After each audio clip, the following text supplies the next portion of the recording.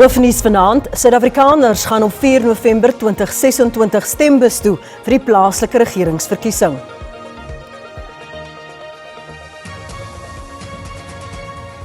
Globale oliepryse skiet die hoogte in afwagting van 'n vergadering van die Amerikaanse president by die Pentagon.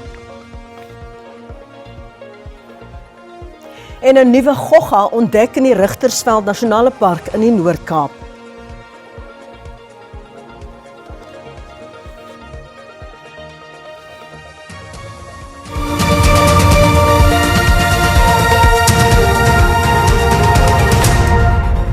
Goeienaand en baie welkom by die nuus in Afrikaans.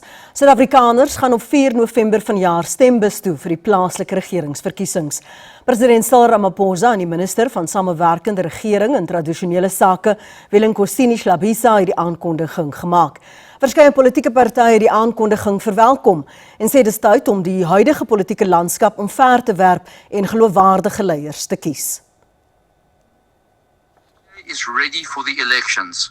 Operationally, our messaging, our candidates, our voter interactions, everything is in place.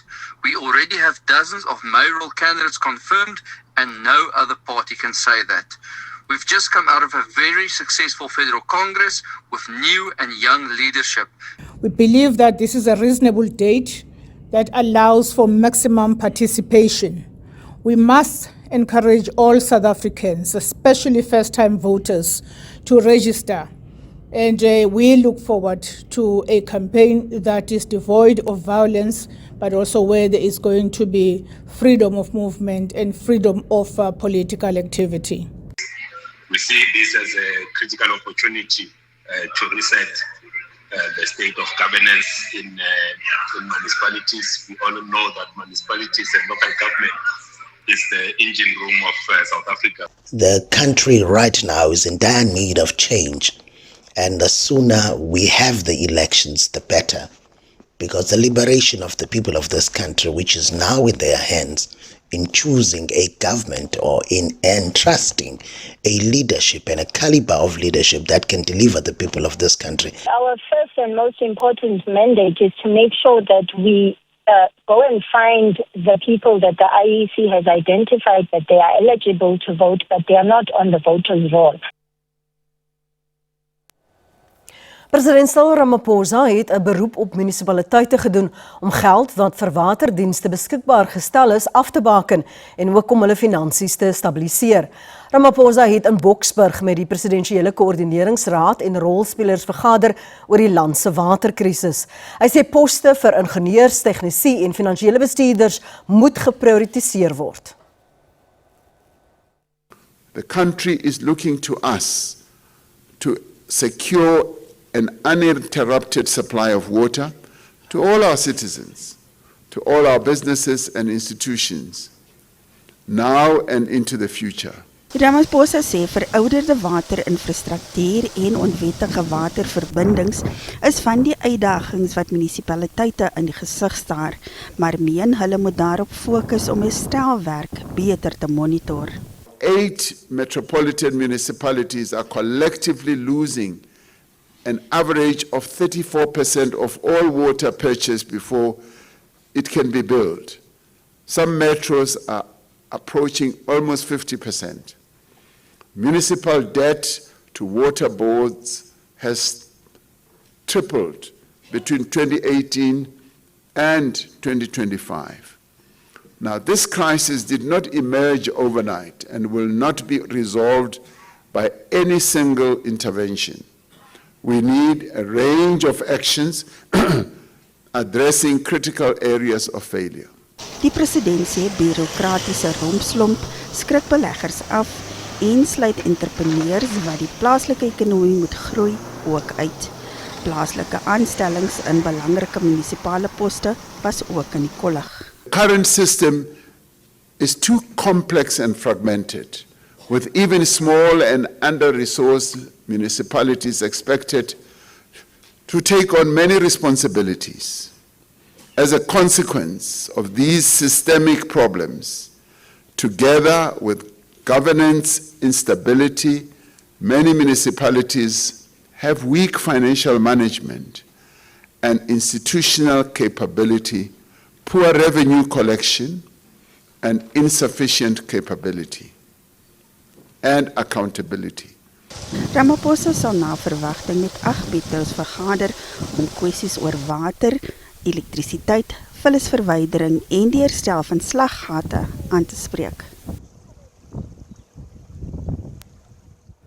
Die geskorste direkteur van batebeskermingsdienste vir die Tshwane Metropolisie Departement, Tsukuru Malachi, het ontken dat hy vir die ondergeskikte majoor Lebogang Phiri opdrag gegee het om beweerde onregmatige kontrakte aan Gubis 5085 Solutions toe te staan.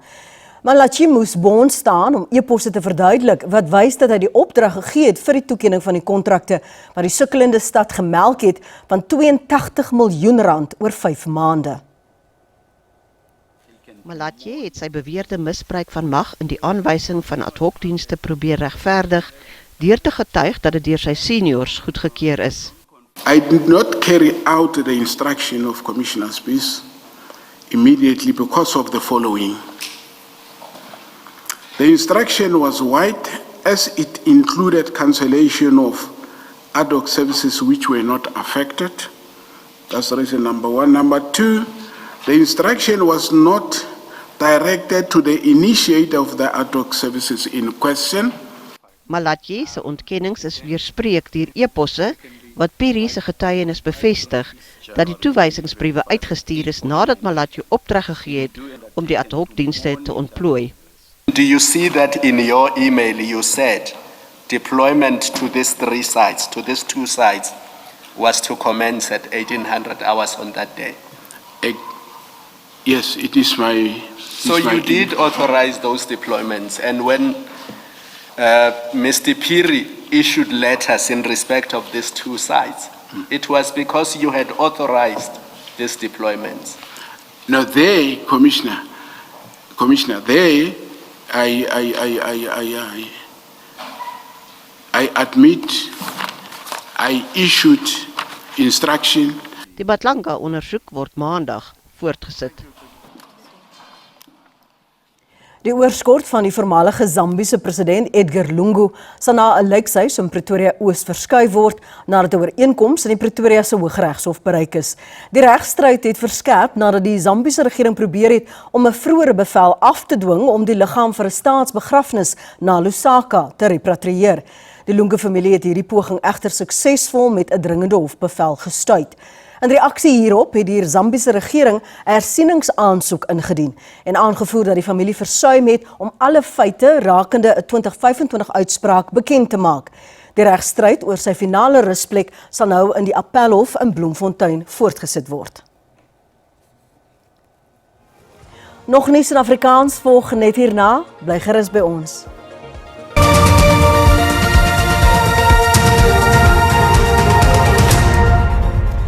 Welkom terug. Fatih Boutbek van Algerië is die nuwe president van die Pan-Afrika Parlement.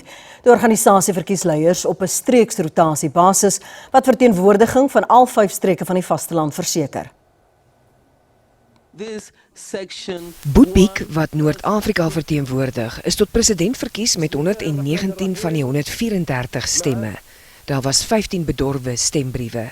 Die 4 visiepresidente kom uit Oos, Wes, Sentraal en Suider-Afrika, 'n struktuur wat ontwerp is om balans en inklusiwiteit op die vasteland te bevorder.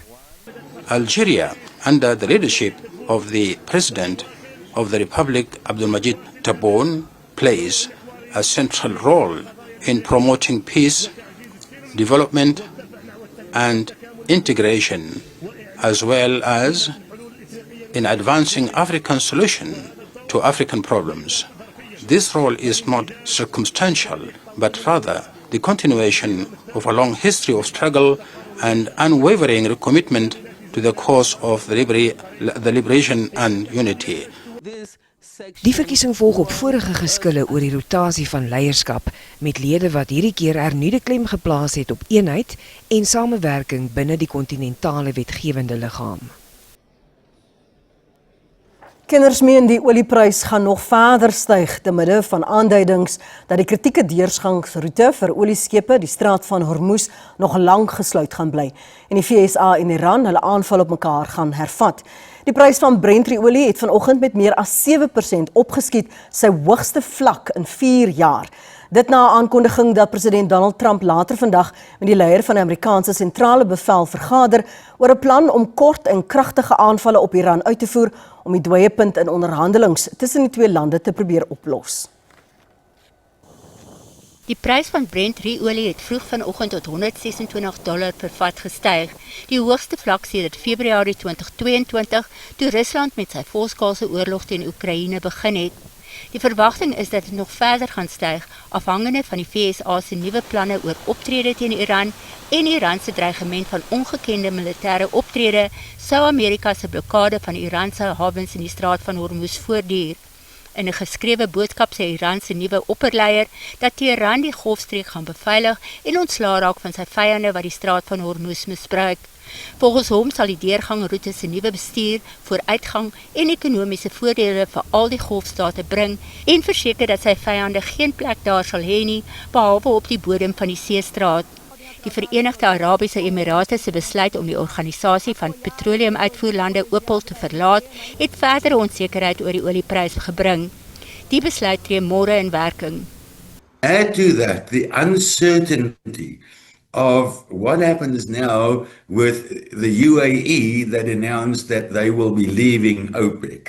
That throws another cat amongst the pigeons.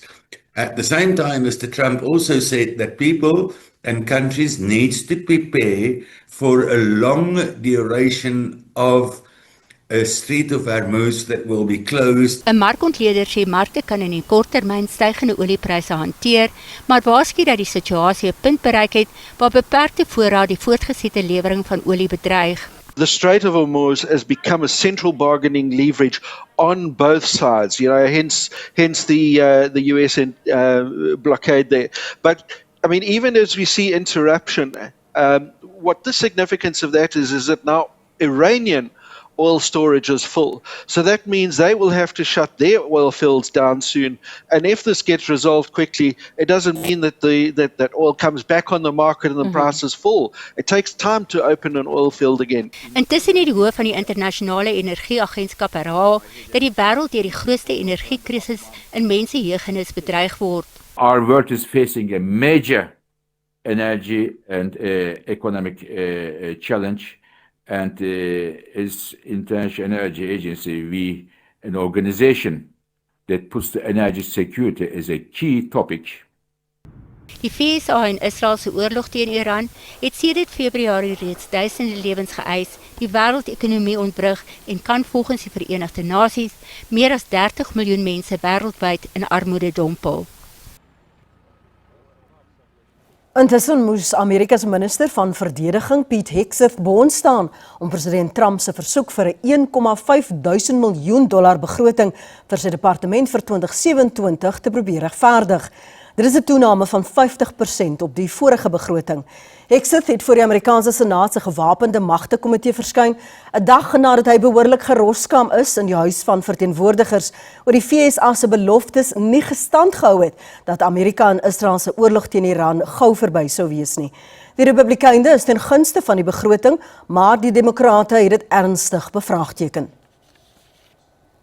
We're rebuilding a military that the American people can be proud of. One that instills nothing less than unrelenting fear in our adversaries and inspires historic morale and recruiting in its ranks. We fight to win in every scenario. The $1.5 trillion budget put forward by the president will build upon a previous $1 trillion FY26 top line and will continue to reverse the 4 years of underinvestment and mismanagement of the Biden administration. This growing alliance cannot be denied. It includes China, Russia, Iran, and North Korea. They're united around this goal to oppose America's interests and the interests of other like-minded democratic countries across the globe. Mr. Secretary, you are here to promote the president's $1.5 trillion defense budget. While this budget provides funding for necessary programs, including shipbuilding and drone manufacturing, many other critical programs like barracks repair and aircraft procurement would rely on the passage of a party line reconciliation bill. Further, this budget slashes research and development, provides no funding for Ukraine, and includes no funding for losses incurred from the Iran war. Yesterday, Mr. Hurst testified that Operation Epic Fury has cost $25 billion.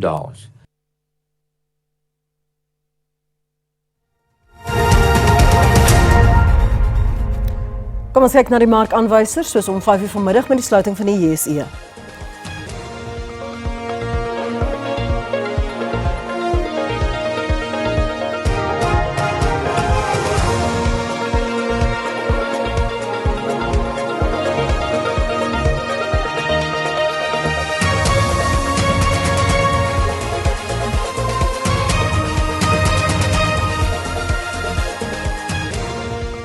Verskeie nuwe insekspesies is in die Richtersveld Nasionale Park in die Noord-Kaap ontdek. Die grondwonende insekte is in die afgeleë Armanshoekvallei ontdek, waar 'n oorname van grondinsekte nog nooit gedoen is nie. Die Richtersveld het die afgelope paar jaar opslag gemaak toe verskeie nuwe plantspesies ook in die gebied ontdek is. Die heuwels en berge van die Richtersveld is 'n skatkis vir wetenskaplikes. Met plantkundiges en entomoloë wat die fauna en flora in die gebied 11 dekades lank dokumenteer, is daar nog baie geheime in die gebied om te ontsluit. Die afgelope paar jaar is meer as 100 nuwe plantspesies ontdek, met wetenskaplike artikels wat nou ook 'n paar nuwe goggas sal bevat. Dis nou vir goggas wat nie kan vlieg nie, soos kewerspesies, is nie vir wetenskap, soos heeltemal onbekend. So as vele nuwe spesies wat geontdek is, die ekologie weet ons nog nie baie van nie. Dit is die Italiaanse Dr. Massimo Meregali en Dr. Roman Borovec van die Tsjechiese Republiek se daaglikse taak om nuwe spesies te vind. Sommige van hulle ontdekkings het hulle vernoem na die Richtersveld Nasionale Park, die plantkundige wat hulle bygestaan het, sowel as die inheemse groep wat oor tradisionele kennis beskik. Buiten die nuwe ontdekkings en al die werk wat hulle doen wat kritiek belangrik is, het hulle gegaan om eer te gee aan die lokale mense en hulle het hierdie insekte vernoem na die lokale mense. So daar's 'n hele nuwe genus wat genoem word Nama. Ek het die voorreg gekry as gevolg van my werk in die omgewing dat hulle het een spesies ter ere vir my genoem, so dit's Nama van Wytjie, wat baie cool is. Sanparke beskou die ontdekkings as belangrik vir voortgesette wetenskaplike verkenning binne beskermde gebiede. Hulle glo daar is nog baie geheime versteek in die uitgestrekte en afgeleë gebied. Ulrich Hendriks, SAK nuus, Richtersveld in die Noord-Kaap. Ons sportsegment volg net hierna en Bianca sê ook hoe die weer daarna uitsien op Meidag. Binne oomblikke terug.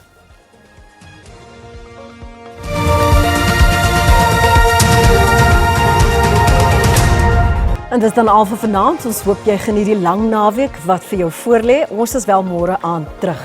Mooi bly, tot dan.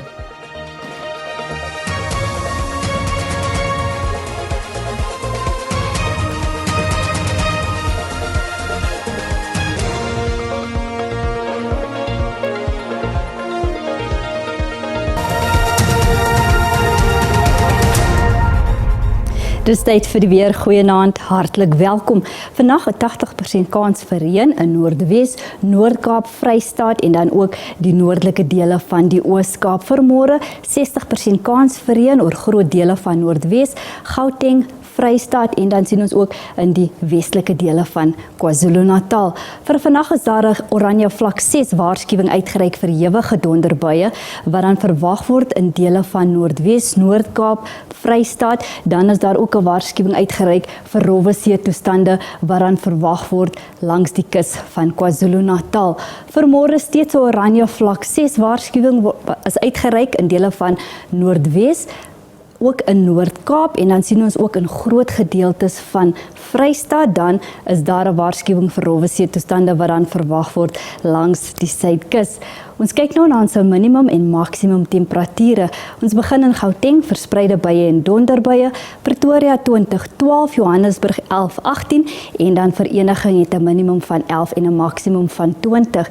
In Limpopo enkele buie en donderbuie, Messina 'n maksimum van 28, Burgersfort 17-26 en Phalaborwa het 'n minimum van 18 en 'n maksimum van 28.